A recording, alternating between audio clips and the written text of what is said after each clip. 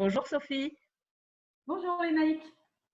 Sophie, tu es praticienne Reiki, thérapeute holistique, naturo-hygiéniste. Tu es aux alentours de Rennes, hein. Et en fait, avant de commencer, c'est quoi une praticienne Reiki, une thérapeute holistique, une naturo-hygiéniste? C'est vrai que c'est beaucoup d'étiquettes en fait pour finalement une même chose, une métamorphose. En fait, je propose aux gens cette métamorphose. La métamorphose chez moi, c'est métamorphe et ose. C'est toute ma vie en fait. C'est une recherche de 45 ans. Et donc, via la thérapie holistique, holistique, ça veut dire l'ensemble de l'être humain. Je propose du Reiki, mais je fais un peu plus que le Reiki, ça c'est un peu mon secret. Pourquoi naturo-hygiéniste? Parce qu'en fait, des conseils de base, en fait, pour aller bien dans sa vie tous les jours, c'est important. Mais aussi, j'ai remarqué que des fois, dans la spiritualité, les gens ne prenaient pas forcément soin de leur enveloppe physique. Et la nourriture, pour moi, elle est spirituelle aussi. Et j'aime l'idée que les gens viennent à moi, par exemple, pour un conseil naturo-hygiéniste et qu'ils ne soient pas éveillés à la spiritualité ou l'inverse. Et en fait, ça, c'est au fur et à mesure de ma vie que j'ai découvert ça, les manquements de certains thérapeutes. Et du coup, j'en ai fait, voilà, alors c'est encore, j'allais dire, en plein épanouissement. C'est pour ça que sur ma page Facebook, pardon, j'ai mis un papillon, parce que le papillon a une histoire pour moi, mais ça passe vraiment de la chrysalide à voilà, la larve, voilà, et puis après, on va jusqu'à oser être ce papillon qui doit, voilà. Qui doit donc, prendre son envol, quoi. Son envol, voilà. Alors Sophie, on reviendra sur ces activités que tu proposes. Ouais. Comment tu en es venue à arriver à proposer justement ça? Ça n'a pas toujours été le cas? Non. Alors, au plus loin que je me souvienne, quand j'étais petite, on me demandait tu feras quoi comme métier? Bon. Il y a cette question, très sûre de moi, parce que j'avais déjà des visualisations de très loin du futur. On va en parler, je pense. Je répondais, je ferais à peu près 6 ou 7 métiers. Je ne savais pas pourquoi. J'en suis aujourd'hui à mon 6e. Alors, je m'interroge parce que c'est peut-être celui-là le plus proche de ce que j'aurais dû faire depuis le début. Mais toutes mes peurs, les obstacles, et tu sais bien de quoi je veux parler. Mais quand tu étais petite et que tu disais ça, tu avais quel âge? J'étais pas bien vieille parce que ça doit être au moment, un peu comme mon fils aujourd'hui, qui a une dizaine d'années, où on sent, tu vois, des choses qui s'affirment. Et du coup, j'étais très créative, très gaie, mais je faisais déjà des potions un peu magiques avec les plantes. Par exemple, j'adorais mettre des pétales de rose à chauffer toute la journée, les laisser macérer la nuit. Et le matin, j'allais marcher les pieds dans l'herbe et je me mettais comme de l'eau de Cologne, comme faisaient les grands-mères, tu sais, derrière les oreilles. Donc voilà. Et puis après, au collège, on m'a appelé vite fait Dame Nature et Casaraï. Ah bon? Carrément. Parce que tu faisais quoi? Des potions pour tes camarades du lycée? J'avais un acné très très grave, mais vraiment très grave. Et comme j'habitais au bord de la mer, on se mettait toujours en maillot de bain. Donc j'étais couverte du visage, du dos, partout. Et en fait, les copines avaient décidé de prendre du Roaccutane, qui est un médicament qui a été prouvé des années après comme rendant les gens stériles, et les femmes. Et elles pelaient en fait. Les copines pelaient. Et moi, j'avais décidé de gagner mon argent pour aller dans les petites déjà épiceries bio, tu vois, et de faire des babysitting et de me faire des gommages à base d'argile. Et puis un jour, ça n'était pas suffisant et je suis allée voir un espèce de vieux monsieur dans l'arrière-campagne vendéenne, parce que je suis originaire des Sables d'Olonne, du bord de la mer. Et en fait, là, il m'a fait des prières et tout ça, et puis en fait, mon acné a disparu. Donc, ça a un peu commencé là, je me suis dit, tiens, voilà. Mais qui t'en avait parlé de ce vieux monsieur? Parce que souvent, quelqu'un t'en avait parlé de ce vieux monsieur. Voilà, Ouais. C'est en fait ma mère qui m'a amenée chez ce monsieur, mais via peut-être une amie, je ne me souviens plus très bien. Parce que c'était vraiment très handicapant. Et moi, comme tu peux savoir, je suis quelqu'un de très sociable. Alors, j'avais une bande de copains, je faisais beaucoup de sport, toujours. Et puis, s'exposer au soleil, c'était pas bon pour l'acné. Et à la mer, d'avril à septembre, tu es dans l'eau, le sel, enfin, tu vois. Donc, voilà. Et tes parents, quand tu leur avais annoncé vers tes 10 ans que tu allais faire plusieurs métiers, ils te répondaient quoi? Tu te rappelles de ça? Alors, dans un contexte familial très compliqué et de toute mon enfance, quand j'ai dit des choses un peu, parce que là c'était encore entendable, ils voyaient que j'étais très créative, tout ça, mais ils ne sont pas trop posé la question. L'école n'était pas forcément. Fallait pas que j'apprenne un métier ou tout ça. Ma mère avait décidé de s'arrêter pour nous élever tous les trois et était très militante du salaire maternel au foyer. Donc c'était ça il y a, imagine, 35 ans. Donc elle était très innovante et bon, après son histoire était plus. Voilà. Peut-être qu'on en parlera, mais en tout cas, j'avais une mère et un père qui n'étaient pas forcément. Je faisais les devoirs, mais on ne surveillait pas. Donc ils se sont dit, elle est un peu particulière, Sophie, oui, c'est vrai. Puisque ma rencontre avec, que ce soit l'énergétique ou les mondes un peu invisibles, c'est déjà mis en place petite, en fait, déjà. Tu voyais des choses? Tu sentais des choses? Alors, les choses qui se passaient, une des choses qui se passait le plus, c'est que je faisais du somnambulisme, notamment, la nuit, j'étais la seule. Et je faisais du somnambulisme, mais aussi des sorties de corps. Et la chose, c'est qu'un jour, ça m'est arrivé à faire des sorties de corps et je suis sortie de ma chambre en ayant très peur. Et je suis allée voir ma mère qui m'a dit, mais t'es complètement folle. Donc, Mais en fait, comment tu savais que c'était une sortie de corps? C'était pas juste un rêve? Comment tu ah non, savais non, ça? non. Mais non, parce que je me voyais au-dessus de mon lit et puis j'avais peur de m'en aller, quoi, un peu. Donc voilà. Sauf que j'ai souvenir, et ça c'est à l'adolescence, de me réveiller du coup sous mon matelas, c'est-à-dire entre mon matelas et les lattes du lit, pour en fait m'empêcher de sortir de mon corps et pour m'empêcher de faire du somnambulisme. Donc je me réveillais à 4h, 5h du matin et je ne me souvenais même plus que je m'étais mis entre les deux. Mais le problème, c'est qu'on m'a dit que j'étais folle et qu'il fallait pas. Voilà. Et encore plus. J'en ris, mais ça devait pas être très facile à vivre. Non, parce qu'en plus, quand je parle de ça, les 3/4 des personnes ne connaissent pas tout ce que je suis en train de te dire, en fait. Donc, je sais que cette vidéo, je vais l'envoyer. Enfin, Sophie, voilà, on va comprendre pas mal de choses. Enfin. Et donc, il y a une autre chose qui s'est passée, c'est petite, je méditais sur les toilettes. Tu méditais? C'était mon endroit refuge. Oui. Méditer dans le sens où on était 5, voilà, et le contexte familial était voilà, très perturbant, pour ne pas dire autre chose. Et donc, je me mettais dans ces toilettes, c'était une pièce de recueil pour moi. Donc, dans une petite maison, 5 personnes et avec un climat plus qu'électrique. Et un jour, j'ai eu comme une illumination. Ça va te faire rire aussi, mais j'ai eu cette sensation. Et donc, j'étais pas très vieille puisque ma mère m'a regardée en disant peut-être que là, c'est un peu grave.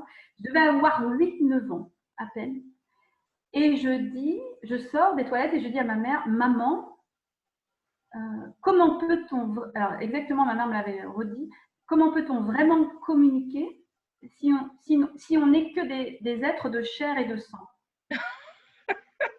8 ans, tu dis ça? Ah ouais. Ouais. Ta maman a dû avoir peur. Alors, c'est vrai que mon père est parti du séminaire quand il était ado. Mes deux parents ont eu une culture très catho, tout ça, mais ont tourné le dos à l'église. Donc, ça fait un peu phrase chair et de sang, ça fait un peu ça. Sauf que moi, le souvenir était très fort aujourd'hui, encore plus maintenant que je suis connectée plus librement. Je suis, comment dire, allée à l'intérieur et à la fois à l'extérieur. Et je voyais l'enveloppe charnelle, mais en fait, je savais que l'âme, la conscience était beaucoup plus Et du coup, on m'a encore dit, ça va pas bien dans ta tête. Ben oui. Et alors, est-ce que tu l'as cru? Eh ben, non, pas vraiment. C'est bien, parce que tu aurais pu croire qu'il y avait un problème et puis fermer toutes ces perceptions. J'ai fermé. La chose, c'est que j'ai fermé, mais la vie s'est chargée, en fait. Alors, je les ai fermés plusieurs fois dans ma vie, mais en fait, à l'adolescence, il s'est avéré que je suis devenue une très, très bonne amie avec un ange. Alors, un ange sur Terre. Je dis des trucs, là, je me dis, c'est dingue. C'était ma meilleure amie qui s'appelait Isabelle, du coup, une créole blanche. Donc, t'imagines des yeux crépus, des yeux bleus et des cheveux blonds crépus, qui a fait un bref passage sur Terre, 1 an et demi, et que j'ai accompagné jusqu'au bout, en fait. Donc là, j'ai compris, parce qu'en fait, je l'ai accompagné dans la maladie, un cancer fulgurant. J'étais son amie, sa sœur, et j'ai rencontré ma famille spirituelle, en fait, chez cette famille-là. Sauf que ce que j'ai compris, c'est qu'elle était tellement épuisée que j'ai parlé d'âme à âme avec elle, en fait. Elle ne pouvait plus parler, et jusqu'au bout, en fait, on s'est parlé. Donc là, j'ai développé une autre dimension. Là, tu avais quel âge là? J'avais 15 ans. 16 ans exactement, puisque elle est décédée, j'étais en seconde, donc voilà. Donc en troisième, ça s'est arrivé en troisième, donc c'est encore très jeune. Et cette année-là, il est arrivé des choses dans ma vie, dans mes camarades, des décès brutaux, des choses comme ça, et j'avais des sensations très étranges. Une amie qui est décédée d'un accident brutal de scooter, une copine qui est devenue vraiment très anorexique. Enfin, toute cette année-là, j'avais vraiment des choses autour de moi qui me faisaient prendre conscience de la vie et la mort. Voilà. Sauf que j'ai lié une telle amitié avec Isabelle que du coup, j'ai ouvert une porte en fait spirituelle différente parce qu'ils étaient très catholiques, mais comme la maman était créole blanche, je sais pas, il y avait une dimension autre des îles en fait, de la Réunion, je sais pas. Et en fait, on a fêté sa mort, c'est-à-dire que moi, le soir de sa mort, quand je l'ai appris, j'ai dormi auprès d'elle. Donc ma mère m'a dit, t'es folle, complètement folle. C'est pas une sœur. Elle comprenait pas. Elle dit, qu'est-ce que tu fais? Et ben, je suis partie. Et je me demande si c'est pas même en vélo à 5 ou 6 km. Hein. J'étais vraiment, il fallait que je sois auprès d'elle. Parce qu'il y avait ses frères et sœurs, elle avait 3 autres frères et sœurs et j'avais besoin d'être là-bas. Et en fait, on a fait la fête. Toute la famille est venue. Le corps est resté voilà, dans le salon. Et on a fait la fête autour d'elle. Alors là, forcément, quand tu vis ça, tu vis un truc un peu, voilà, d'une autre dimension. Oui, pour certains, ça pourrait être qualifié d'expérience mystique, un petit peu qui fait peur. Tu racontes ça à ta famille en rentrant? Ah bah ils savent, hein. Ils savent que de toute façon, ils savent que là, je suis allée puisque à la fin de sa vie, ses parents ont décidé qu'elle reste à la maison, qu'elle aille plus à l'hôpital. Donc j'y allais énormément et ils savent qu'effectivement, je reste dormir. Hein, j'ai 15 ans et ça, je leur dis que je reste dormir. Et alors, à la cérémonie, chez eux, le curé vient me voir. Il est surpris un peu de qui je suis et il me dit mais Sophie, parce qu'il ne me voit pas à l'église, sur les bancs de l'église. J'y allais de temps en temps, mais moi j'aimais bien, c'était animer les ateliers qu'on faisait à l'extérieur. Et puis on allait un petit peu à la fin de la messe, chanter, j'adorais, les vibrations énergétiques, j'adorais. Ça m'apaisait beaucoup aussi les églises, mais il vient me voir, mais il me dit, mais Sophie, tu as foi en quoi? Et alors là, le truc, tout le passé de ma famille, je savais bien que ma mère avait été élevée chez les religieuses, mon père a failli être curé, donc bon, je me dis, il essaye de… Puis spontanément, comme une enfant de 15 ans, 16 ans qui vient de perdre sa meilleure amie, je lui dis, vous savez, alors, je crois qu'il s'appelait l'abbé Cellier, je crois, j'ai foi en la vie. Il me regarde et dit, ah et voilà, ça s'est arrêté là. Il m'a pas, donc je suis pas devenue bonne sœur derrière ça. Mais bon. Tu aurais pu, mais d'ailleurs, tu as continué ta scolarité normalement.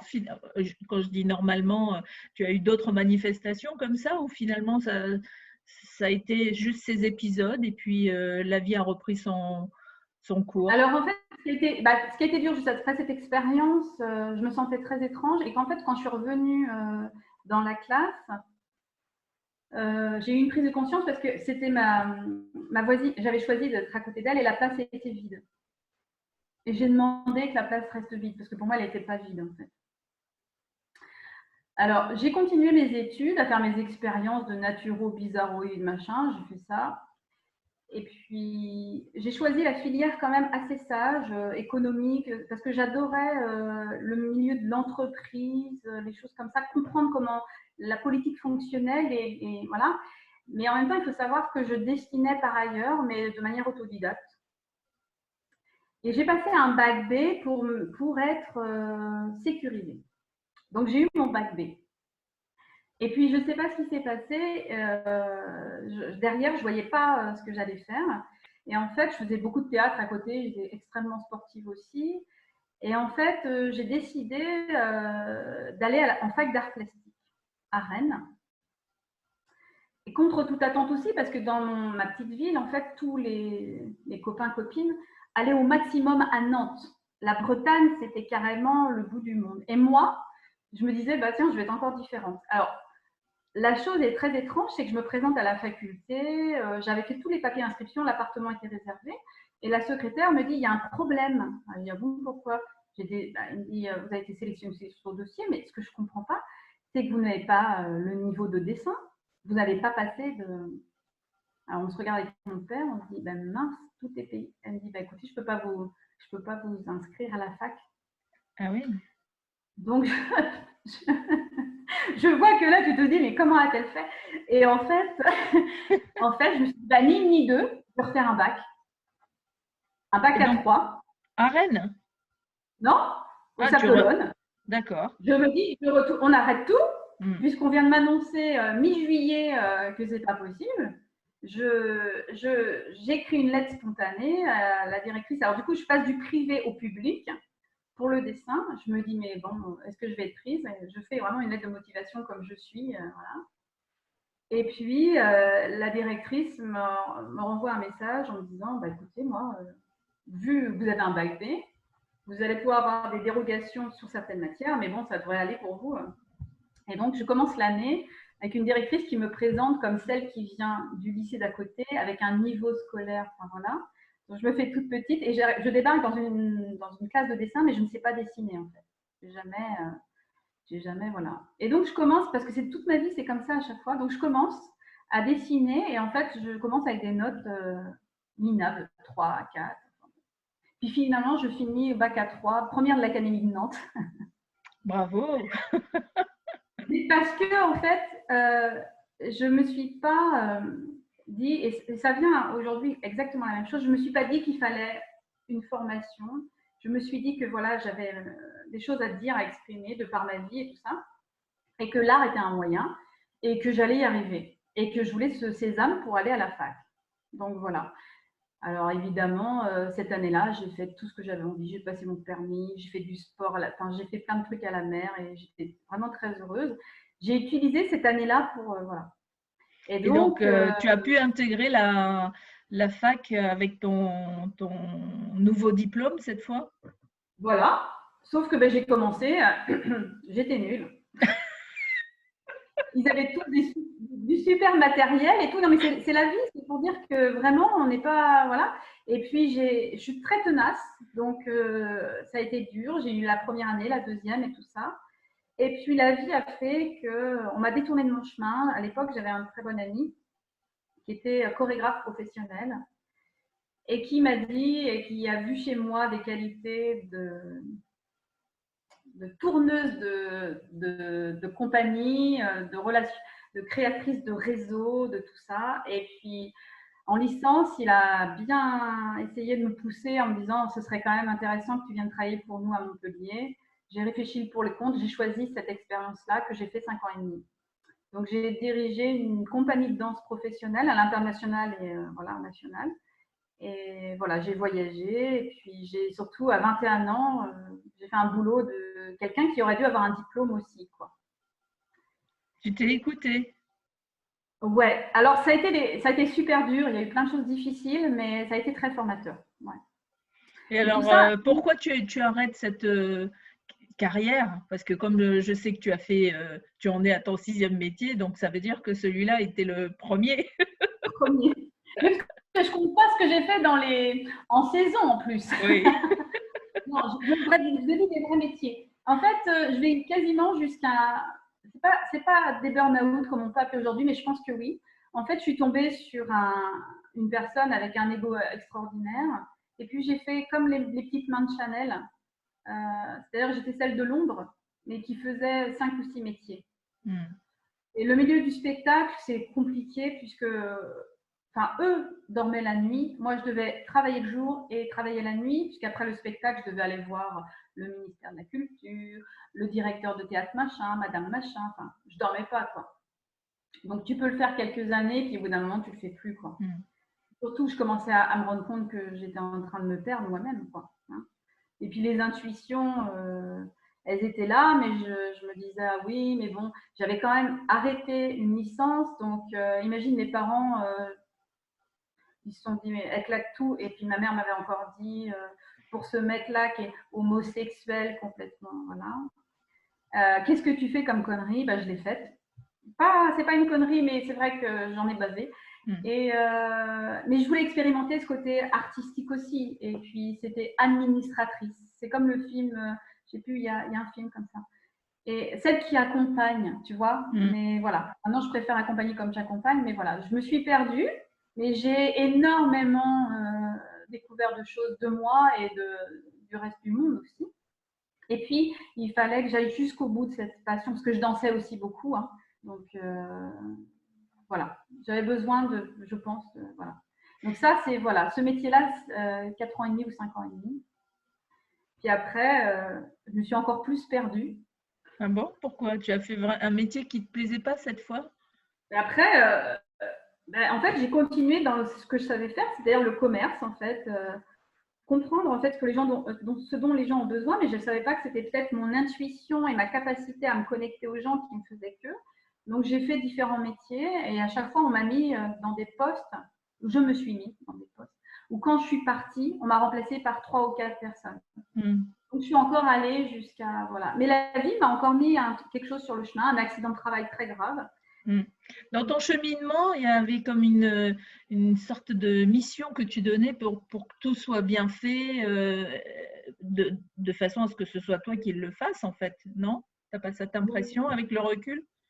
Alors, à la fois oui ou peut-être, mais en fait, peut-être que je ne savais pas aussi maîtriser toutes ces compétences. Enfin, je suis tellement curieuse et, euh, et que j'apprends relativement à la fois vite et puis j'ai un flair que je pense que des fois j'étais un peu immature sur.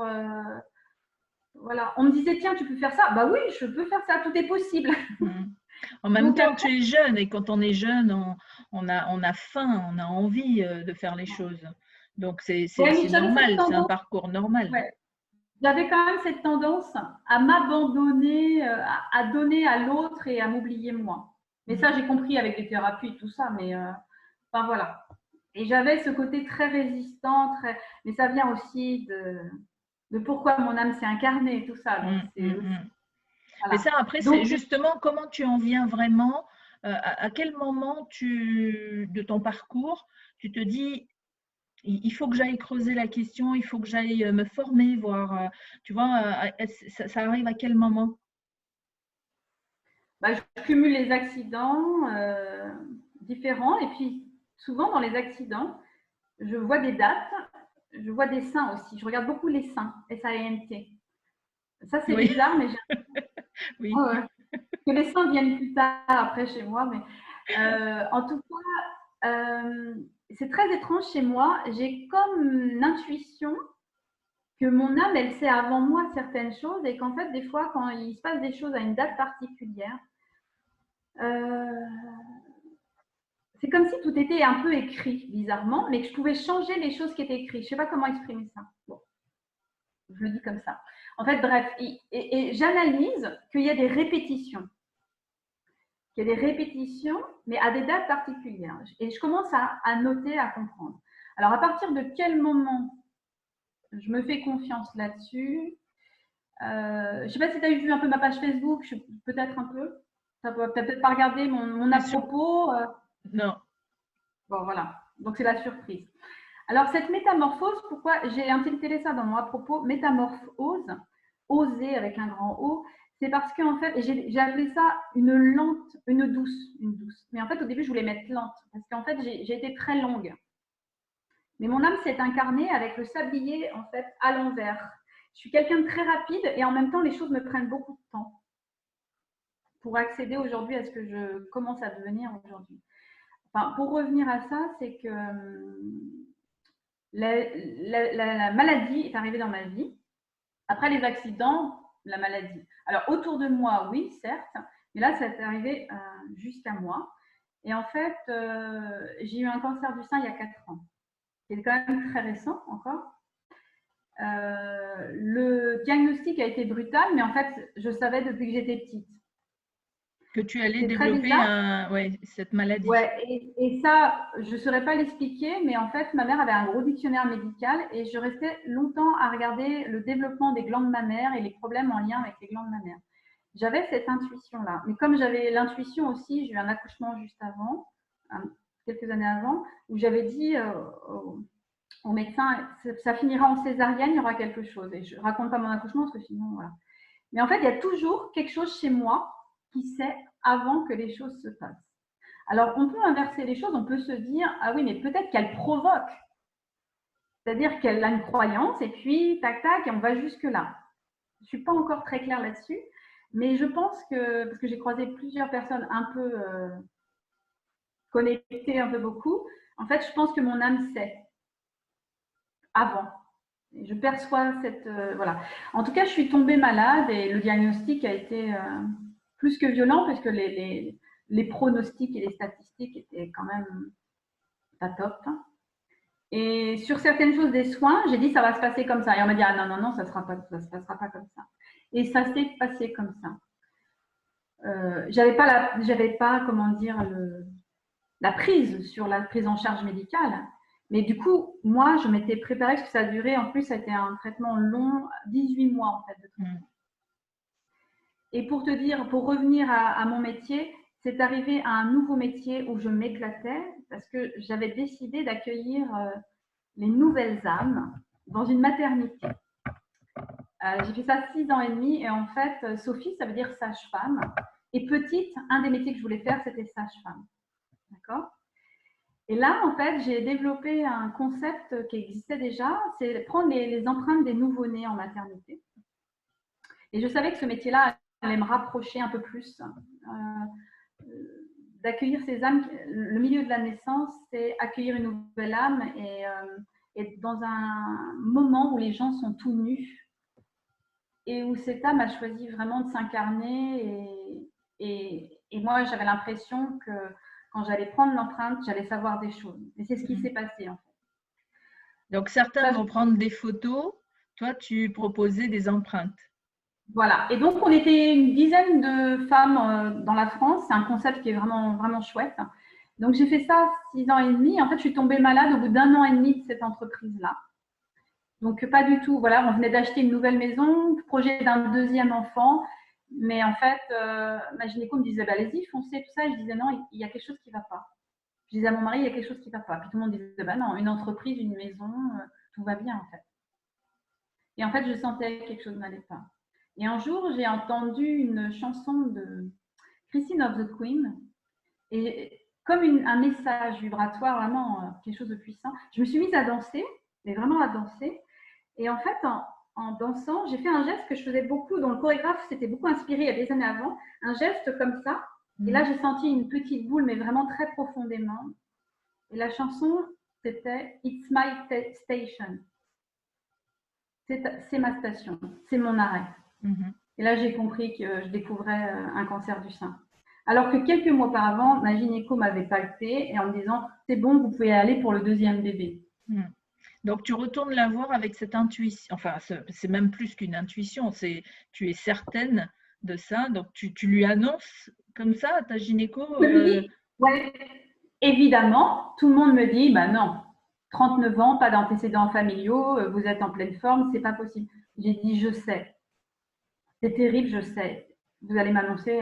Donc, ça dure 3 semaines. Les examens, c'est très long. Les réponses, c'est très long. Je préviens mon mari, je lui dis, écoute, Benjamin, entre guillemets, c'est mort. Enfin, voilà. La réponse sera celle qui, voilà, je suis malade. Pourquoi je suis malade? Même si j'étais dans une entreprise où je m'éclatais, je pense que je suis allée trop loin encore parce que ça marchait vraiment incroyable. Mais j'étais pas encore alignée, je sais pas. J'imagine ça. Voilà. Et puis, c'est le sein gauche, ça a un lien. Alors, Jacques Martel en parlera bien. Tout ça. Il y a plein de choses, mais il n'y a pas que. Et la maladie, c'est le mal à dire ou c'est le mal à Dieu, à Dieu. Et en fait, j'avais oublié ce qu'était manger en se posant, dormir comme il faut. J'avais oublié pas mal de choses au service aussi de ce travail. Mais pourquoi je me perdais dans ce travail à chaque fois? Pourquoi j'allais jusqu'au bout de quelque chose? Et là, quand j'ai trouvé ma maison, cette maison qui me semblait vraiment bien pour recevoir le monde, pour faire mes petites empreintes avec mon atelier, voilà. Et puis cette décision d'un deuxième bébé, enfin plein de choses, et bien là tout a explosé. Comme si je pouvais me poser enfin. Je ne raconte pas tout ce qui s'est passé avant, mais il y a eu vraiment des choses. Voilà. Et j'avais quand même eu avant un autre signe comme quoi je pouvais dialoguer avec les âmes, c'est que ma mère est tombée dans une grave dépression jusqu'à se donner la mort en fait.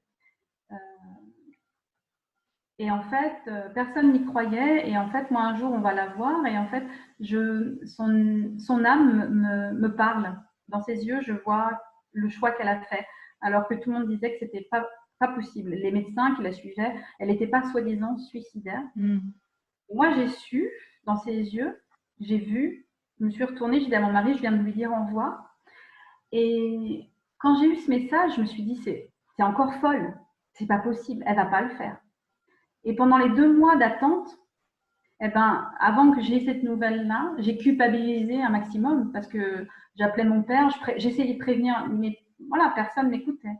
Sauf que là, j'ai compris que je savais parler d'âme à âme et que elle allait, voilà, faire ce choix-là. Bon. Ça commence à faire long sur la liste des épreuves là. Hein. J'ai 1001 vies en une. C'est pour ça que je me prépare à écrire un livre. Il paraît que je suis faite pour écrire, voilà. Et là, aujourd'hui, c'est vrai que j'ai traversé tout ça, mais ce serait bien que ça soit dans un livre. D'ailleurs, comment tu as traversé ça? Parce que justement, toutes ces épreuves, est-ce que tu avais, c'était quoi ta recette? Tu faisais des méditations, tu allais marcher quand tu étais enfant, pieds nus dans la rosée du matin. C'était quoi ton truc? J'allais beaucoup méditer au bord de la mer et j'allais me réfugier dans les églises. Mais tu avais appris à méditer? Enfin, tu savais ce qu'était la méditation? Non. Ça se traduisait comment? Mais en fait, c'est parce que j'étais dans un milieu chaotique d'enfance que j'ai compris qu'en fait, le silence, je pouvais entendre des réponses dans le silence. Donc, les bancs de l'église, être sur un rocher au bord de la mer, alors avec un petit carré de chocolat qui fond dans la bouche. Ça, j'adorais ça. Je partais avec mon vélo et je me mettais sur mon rocher et le chocolat fondait dans la bouche et ça, c'était vraiment rassurant.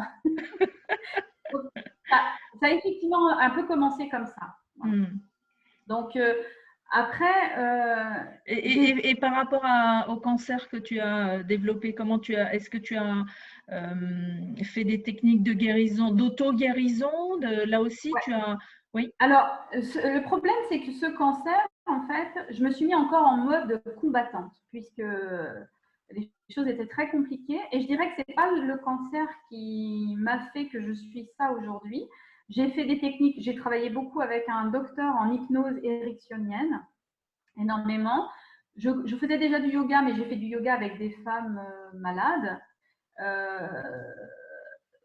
Voilà, j'ai pas forcément bien fait l'alimentation que j'aurais voulu parce que moi je suis quelqu'un qui est assez partisante aussi. Le jeûne et le cancer, c'est quand même bien, mais en fait, les blouses blanches m'ont fait beaucoup peur quand je leur ai dit certaines choses. Ils m'ont dit ah là là, si vous commencez à faire ça, j'étais déjà un petit gabarit, ils avaient peur, donc voilà. J'ai pas été jusqu'au bout de cette guérison, on va dire, voilà. C'est après, quand j'ai fini les traitements, donc c'était il n'y a pas longtemps, finalement, à la même période que là, hein, en 2016. Toujours, j'ai des dates, mais le printemps est toujours, voilà. Et du coup, à partir de ce moment-là, je me suis dit, bon, je vais à fond, j'ai plus rien à perdre, je vais à fond, parce que en fait, je devais poursuivre encore un traitement pour 5 ans, donc je ne m'étends pas là-dessus.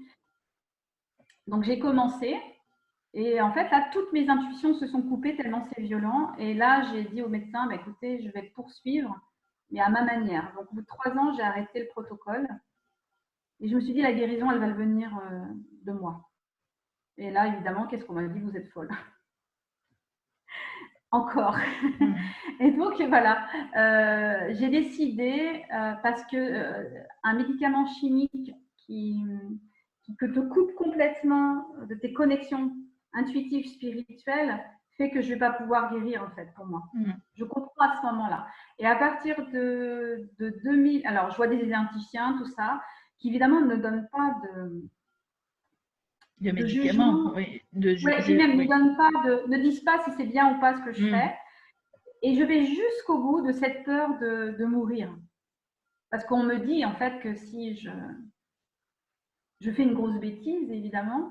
Et donc, je découvre en 2018… La grosse bêtise, sous-entendu d'arrêter le traitement médical, oui, le protocole normal. L'hormonothérapie. S'il y a des femmes qui nous regardent après, c'est l'hormonothérapie en plus des… Parce que moi, j'ai eu un protocole très très long. Donc, j'ai eu des injections en plus des chimios, radiothérapie et opérations. Enfin, bref. J'ai tout ça, mais c'est un traitement en plus, encore plus, puisque ce profil-là, avec un type un peu agressif, tout ça, il faut faire ça. Je dis ça aujourd'hui, je me dis qu'il y a des gens qui vont le savoir, mais c'est parce qu'il y a d'autres femmes, je sais, qui sont très mal sous ces traitements-là et qui peuvent se poser la question et qu'après tout, d'autres guérisons sont possibles. Et je sais que tu es ouverte à ça parce que j'ai vu que sur ta chaîne, tu avais interrogé des personnes et c'est vrai que je vais très bien aujourd'hui. Je vais encore mieux qu'avant. Donc voilà. Et en tout cas, je choisis cette… et donc j'explore à fond. J'étais toujours très intéressée par tout ce qui est ésotérisme, astrologie. Je contacte un astrologue à Paris, mais encore là, je le contacte parce que je mets mon flair. C'est parce que je médite beaucoup et du coup, je demande de l'aide aux anges, aux guides de lumière, tout ça. Et du coup, pof, tout se met et je le contacte pour faire ma carte de naissance. Parce que je veux comprendre si c'est Sophie qui a effectivement été cette guerrière comme ça, ou si l'âme avait décidé. Et j'apprends en septembre 2018 que j'ai croisé la mort, la maladie et qu'il fallait que j'aille jusqu'au bout de ça. Bon. Sauf qu'entre-temps, je suis très épuisée des traitements et ma petite voix me dit qu'il y a encore un problème en plus du cancer du sein. Le papillon dans la gorge est touché, un problème de thyroïde. De par les traitements très certainement, ou de par le chakra de la gorge qui ne veut pas s'ouvrir et l'expression de soi qui ne veut pas s'ouvrir. Mais sauf qu'on m'annonce qu'elle est auto-immune. Donc je suis en train de m'auto-détruire, c'est ce qu'ils me disent. Et donc on me dit, on vous met sous l'évothyrox et je refuse. Et je me dis que là, c'en est trop en fait. Je suis allée trop loin.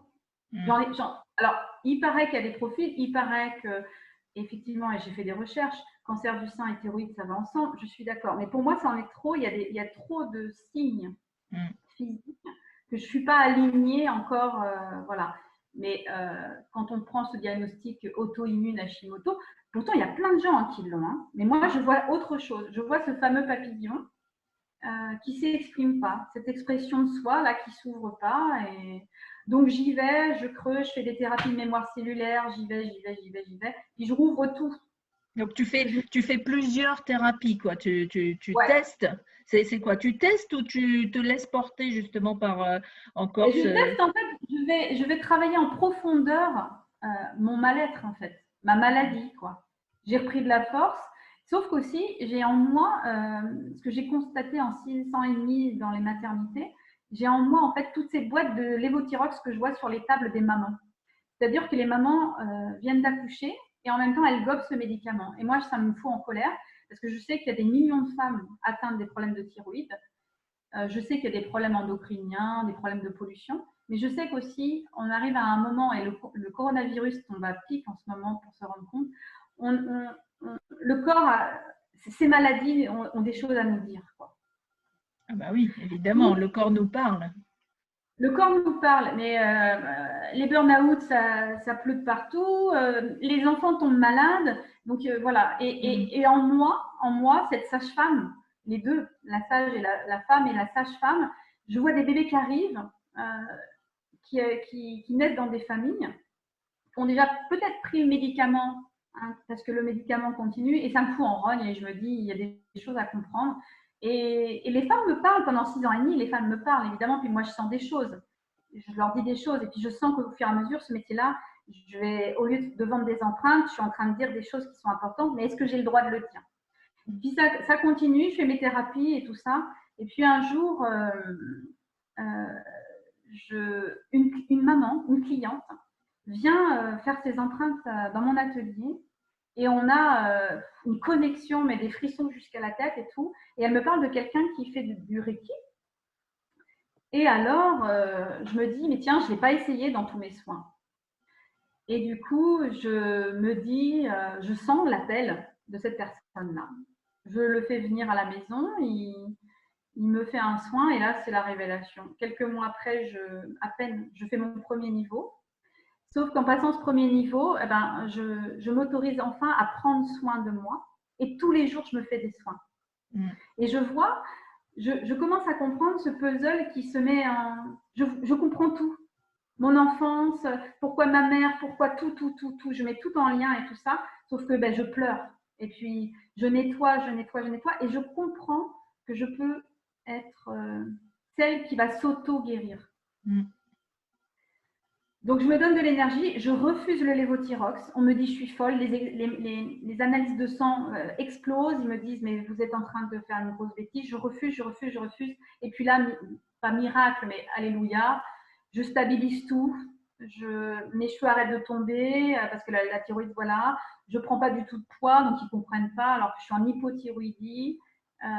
Voilà. Donc, mais par contre, il y a des moments où je suis découragée parce que quand je ne suis pas encore alignée, il y a plein de moments où en fait la thyroïde elle explose. Et puis la thyroïde elle est en lien avec le stress environnement, les saisons aussi, c'est-à-dire qu'à l'automne machin et tout ça. Et puis les émotions. Donc je cherche, je me nourris. Et puis je commence à comprendre que cette maladie auto-immune elle concerne tellement de gens que je vais devoir un jour aider quoi. Et qu'il y a un lien aussi dans le cancer du sein, mais que beaucoup de maladies auto-immunes ont la même cause. Pas qu'émotionnelle aussi, il y a le microbiote. Et alors là, je rouvre tous mes bouquins que j'avais achetés il y a des années. J'ai des bouquins qui ont plus de 20 ans. Et puis j'y vais. Et je vais jusqu'au bout de la France pour rencontrer cette fameuse naturopathe qui, comme par hasard, est une naturopathe spirituelle et qui est maître Reiki, mais je ne le savais pas. Et donc, voilà. Et donc aujourd'hui, tu es praticienne en Reiki, thérapeute holistique, naturo-hygiéniste. Toute cette, avec le recul maintenant sur tout ce parcours, comment tu le vois? Comment tu analyses tout ça?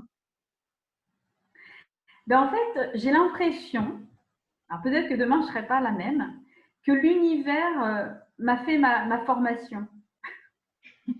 C'est-à-dire qu'il m'a envoyé des obstacles, il m'a envoyé, enfin voilà, et moi on a le libre arbitre aussi, mais du coup, c'est pour ça que je ne comprenais pas non plus. J'ai effectivement fait le 2e niveau de Reiki pour soigner à distance après, mais c'est pareil, j'ai arrêté mon métier en septembre l'année dernière et tout le monde ne comprenait pas parce que ça marchait. J'ai arrêté parce que je savais qu'il fallait que je sois prête pour mars 2020, je savais qu'en mars 2020, il se passerait quelque chose d'incroyable. Je ne pouvais pas l'expliquer, mais il fallait que je me repose et que je continue à découvrir autre chose pour être prête pour aider les gens en mars 2020.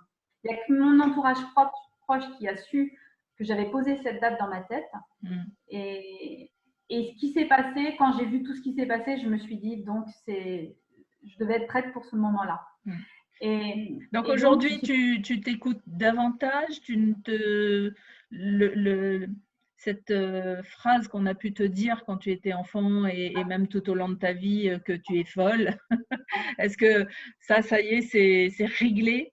ah oui, oui, oui, parce qu'en fait, je serais folle de ne pas m'écouter, en fait.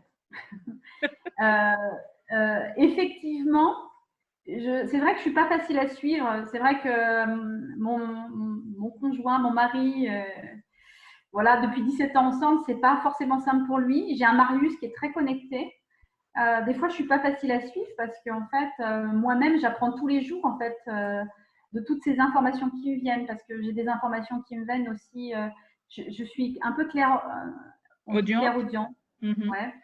Et de la clairvoyance et tout ça, mais du coup, maintenant que j'ai mis tout un peu en lien avec, comment dire, en lien avec, c'était surtout toujours des choses, des informations de drame. Mhm. J'ai appris des maladies de personnes en étant à côté d'eux, je ne les connaissais pas et quelques semaines après, je savais que c'était une grave maladie. Mais je recevais l'information. Mhm. Et du coup, je me suis formée aussi avec Serge Boutboul, tu vois qui c'est peut-être. Mhm. Alors par ses écrits, et là j'ai une formation début juin avec son fils. Et lui, Serge, c'est plutôt par ses vidéos, ses audios et puis ses livres. Mais du coup, en fait, plus j'ai compris qu'en fait, malgré moi, j'étais connectée aux gens. Et le deuxième niveau de Reiki, Oui, j'ai eu. tu es connecté aux gens sans même que tu le demandes. En fait, c'est quelque Voilà, chose, c'est un don naturel que tu as toujours ouais, écouté au fond. voilà, c'est ça. Mais du coup, ça m'a handicapée parce que parfois, et je le vois avec mon métier, même si les gens m'écrivent et que je leur réponds alors qu'ils m'ont rien dit, je suis capable. Ah, Non, c'est bon, ça fonctionne. je suis capable, en fait, en écrivant, de ressentir, en répondant à la personne, même si elle me dit rien, d'être le corps de la personne. C'est un peu étrange, mais en fait, donc je me suis rendu compte que toute ma vie, des fois, je me suis soignée pour des choses que je pensais que c'était moi, alors que c'était l'autre. Je ne sais pas si tu le vois. Oui, oui, Alors oui. j'étais éponge, voilà. Et maintenant que j'ai des techniques de protection, d'énergie et tout ça, je sais comment fermer les portes. Mm.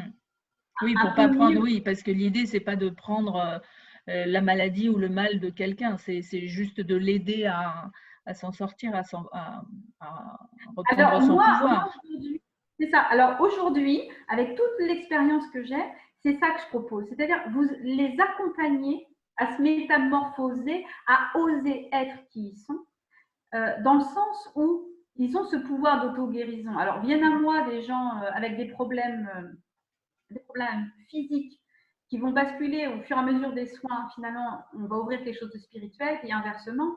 Mais en fait, je leur propose de l'autonomie. Parce que moi, en fait, j'ai souvent remarqué que être dépendant d'un thérapeute, ça marche pas, quoi, en fait. Eh bien, hier, j'étais justement en enregistrement avec ma première maître de stage qui s'appelle Marie-Rose Pipolini et je lui disais justement que c'était ça que j'avais adoré avec elle, c'était que elle n'avait jamais essayé de nous rendre dépendants parce que parfois certains, on va dire, guides sont un peu tentés de garder sous leur aile, sur leur coupe, des élèves. Et elle, en fait, elle faisait tout pour que chacun puisse reprendre son pouvoir et elle nous apprenait justement que l'auto-guérison était possible et que la guérison était possible. Elle fait d'ailleurs une différence entre le mot soigner et le mot guérir, tu vois, parce que nier, tu vois, tu nies le moi et guérir qui est beaucoup plus aidant, on va dire ça comme Ouais, ça. Mais moi, je dis tu ah oui, je regarderas la regarde. vidéo. Oui. Moi, je dis la gaie, G-A-I-E, raison. C'est-à-dire que là, voilà, c'est-à-dire qu'à ce moment-là, tout est possible. Mais moi, c'est vrai que je suis un peu triste. J'ai ce côté un peu maternant. Quand les gens ont fini un peu un protocole, je le sais à l'avance, en fait. Je sens énergétiquement qu'ils vont me quitter. Mais je suis comme une mère qui voit vraiment son petit qui va s'envoler, en fait. Mm. Et ça, c'est très beau parce que c'est ce que je dis aux gens. Ce que je leur propose, c'est une thérapie brève, en fait, Mm. mais qu'ils aient en eux les outils. Et ce que j'aime beaucoup aussi dans ce que je fais, c'est que viennent à moi des personnes entre les deux. Tu sais que la Terre ascensionne beaucoup là depuis quelques temps. Et c'est pas forcément des gens connectés, qui connaissent la méditation, pas du tout. Au contraire. Et moi, j'aime bien ça. Parce qu'en fait, il y a des prises de conscience puissantes qui se passent. Et ça m'intéresse beaucoup, en fait. Et le fait que je pense qu'on peut devenir un thérapeute si on a fait soi-même un gros travail. Et je trouve que parfois, le Reiki, malheureusement, les gens se mettent tout de suite praticiens et tout ça. S'ils n'ont pas fait le job, moi, je vois tous les patients, toutes les histoires qu'on me raconte et vers quoi il faut les accompagner. Et le confinement fait vraiment sortir des choses d'une puissance. Faut y être, quoi. Hein. On ne peut pas s'improviser. Enfin, voilà, quoi. Et il y a une telle demande et ça explose là de tout ce qui doit sortir. Mais moi, comme j'étais en toute humilité, comme je sentais qu'il allait avoir un événement majeur, je suis prête et les gens viennent à moi. Alors que, si tu veux, j'avais monté mon entreprise juste avant que le confinement se mette en route. Et j'avais en moi, il fallait que cette formation elle soit faite début février maximum pour que je sois autonome sur les soins à distance. Je le savais. C'est encore trop long à expliquer, mais ma maître Reiki, si elle m'écoute, c'est incroyable ce qui s'est passé parce que voilà. Et voilà, les choses se sont alignées. On s'est vu au mois de janvier. Deux jours après, je passais un coup de fil, je cherchais un maître Reiki et j'ai effectivement pu être fermée 21 jours, tout faire, et bingo, voilà. Eh ben, et du coup, là, c'est vraiment le bonheur. Eh ben, c'est merveilleux tout ça. En même temps, tu as vécu des choses tellement difficiles. Oui, on va dire que tu es bien placé ensuite pour guider et aider les gens qui vivent des difficultés ou physiques ou spirituelles, morales, enfin peu importe. Tu sauras comment les guider, comment les guérir. Alors, je dirais oui et non, mais l'autre n'est pas moi. Et donc, moi, ce que j'essaye aussi quand les gens m'interpellent, me posent des questions, savoir si le Reiki peut les aider, j'ai toujours au fond de moi en disant, c'est peut-être pas la peine de souffrir autant que j'ai souffert pour oser être. Et donc, même souvent, alors quand on n'était pas confiné, souvent c'était ça dans mes rencontres. C'est vrai que ça peut susciter l'admiration, les combats et tout ça, mais alors je reste. Et là, beaucoup de gens vont apprendre ma vie. Personne ne savait vraiment. Même en faisant ma page Facebook, j'ai osé parler du cancer du sein, mais des nouvelles connaissances n'étaient pas au courant. Parce que je pense que c'est important. C'est tellement aujourd'hui, malheureusement, commun. Le cancer du sein, mais c'est tellement mal accompagné aussi dans les soins de support autour d'un cancer du sein. C'est tellement tout ce que j'ai vu et enfin voilà, les femmes, c'est compliqué. Et avec tout ce que ça bouge, c'est qu'aussi j'ai envie d'accompagner ces femmes-là. Et les familles, parce que les enfants, il ne faut pas oublier les enfants. Bon, les mamans sont de plus en plus jeunes. Et j'accompagne aussi des enfants aujourd'hui sur des problématiques beaucoup moins importantes. Mais voilà, aujourd'hui, c'est vrai que le confinement va mettre à nu, et je pense qu'après le confinement, il va se passer encore d'autres choses, et que je suis pas plus qu'une autre, c'est-à-dire qu'aujourd'hui, c'est vrai que ma propre formation, c'est moi-même. Attention, j'ai d'autres formations encore à venir, et puis je me suis bien formée, puis j'ai pris le Reiki aussi parce que j'ai besoin de cadre. Voilà. Mais l'autre n'est pas moi, c'est-à-dire que quand je suis en soins Reiki, je suis pas Sophie.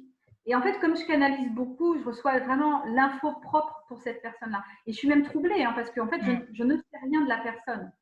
Et d'ailleurs, j'allais le dire, tu avais besoin de ce cadre du Reiki justement pour quelque part oser aussi te révéler, mais en fait, c'est ta méthode à toi, hein. C'est-à-dire le Reiki que tu proposes, c'est pas un autre Reiki, c'est le tien. Tu apportes ton expérience, tu apportes ton expertise, tu apportes tes intuitions. Donc c'est vraiment encore quelque chose de différent. Et d'ailleurs, c'est pour ça que j'ai tenu au début à donner ce grand titre de praticienne Reiki, thérapeute holistique, naturo-hygiéniste, parce que quelque part, tu n'es pas que praticienne Reiki, tu es un petit peu de ci, un peu de ça, et ça fait la Sophie que tu es aujourd'hui.